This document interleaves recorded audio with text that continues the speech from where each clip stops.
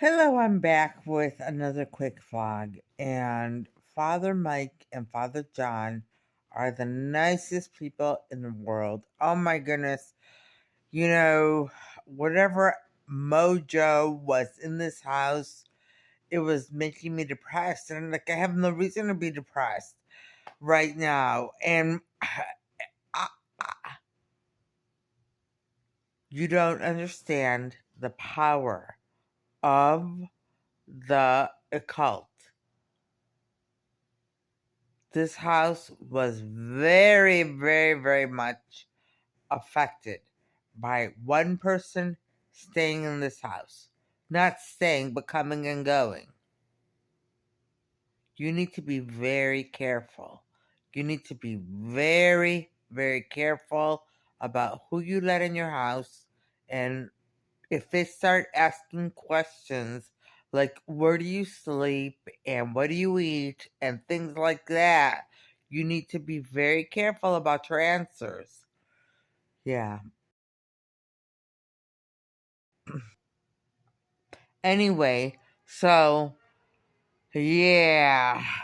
Yeah. I don't really know what else to say. I really don't.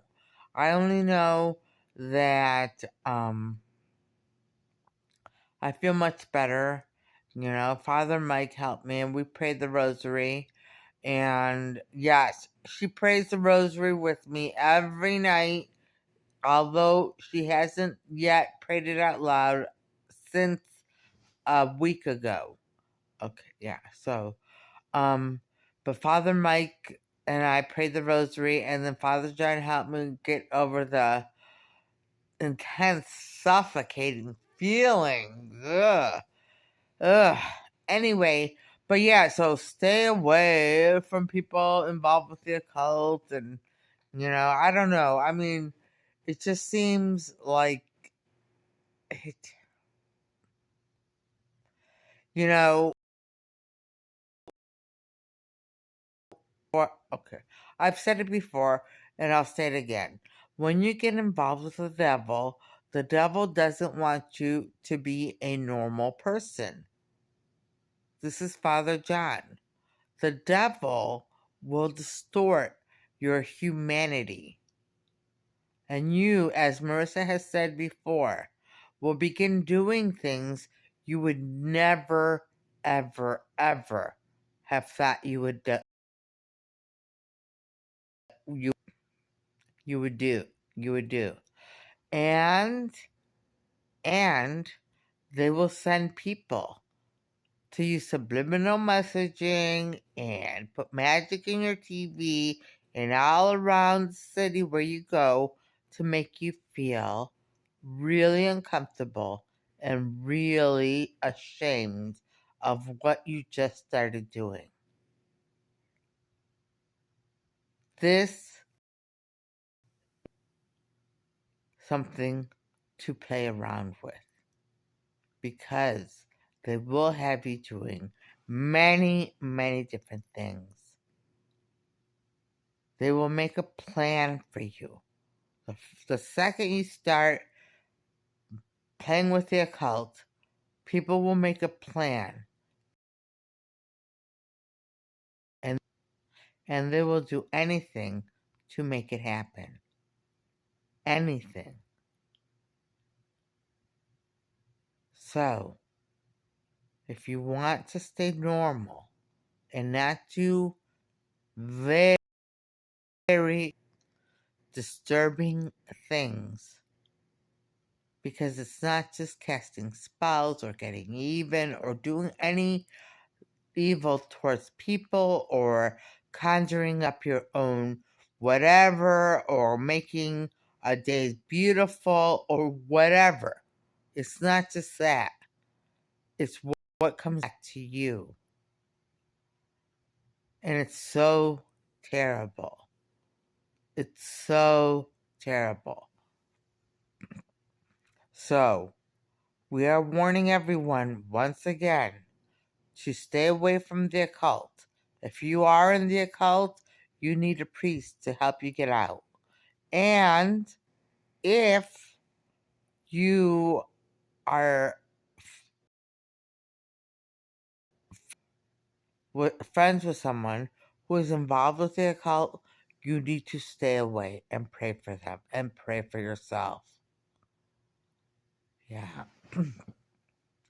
Anyway, so that's that. But me, I really, it just seems like there's demons everywhere, or people get involved and influence the people around her. This is why she can't move, because people's lives get destroyed by her enemies, and they use them as pawns to get to Marissa, or they want to be friends with them so that they can have more people involved with the occult and hang out and go to parties and drink and do drugs or whatever you want or whatever you may do. They're not trustworthy friends because they will attack you too. They will attack other people. All right. Anyway, so that's just a little spiel on the occult and what's been going on. But Father John, now I'm starting to be happy again about being friends with Father John and Father Mike and my men and, being part of the wolf pack again. Like it's all coming back. Finally.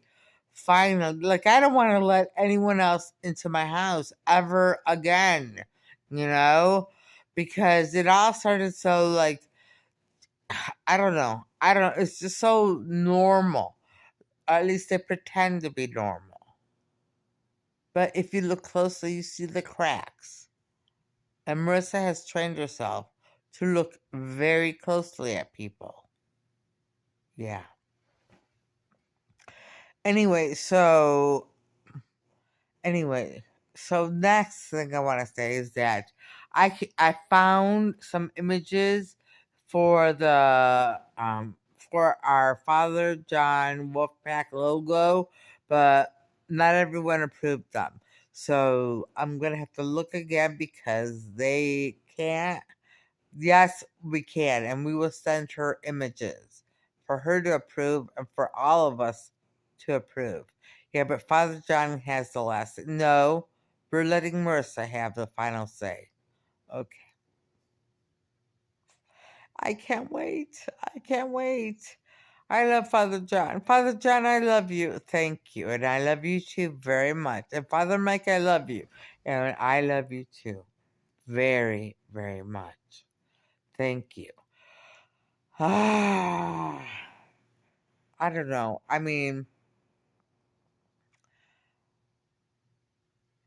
I was watching Father Mike interview Dallas Jenkins last night, I think it was, on YouTube, and he was talking about how, when he read the Bible as a kid, he would think about, well, wouldn't it be nice to play cards with Jesus or do things, sit around a campfire with Jesus and, what would that have been like, and that's pretty much how he started his storytelling, when he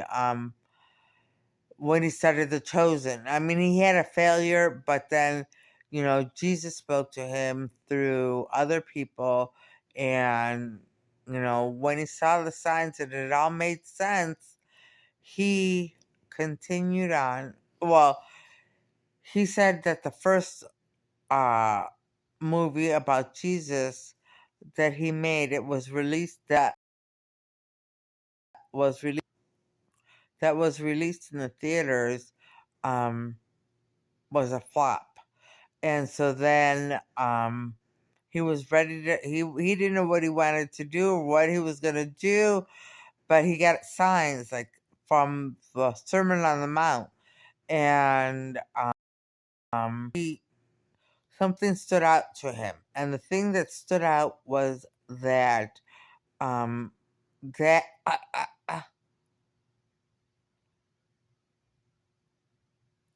that Jesus already knew that people would be hungry. And all that people had to do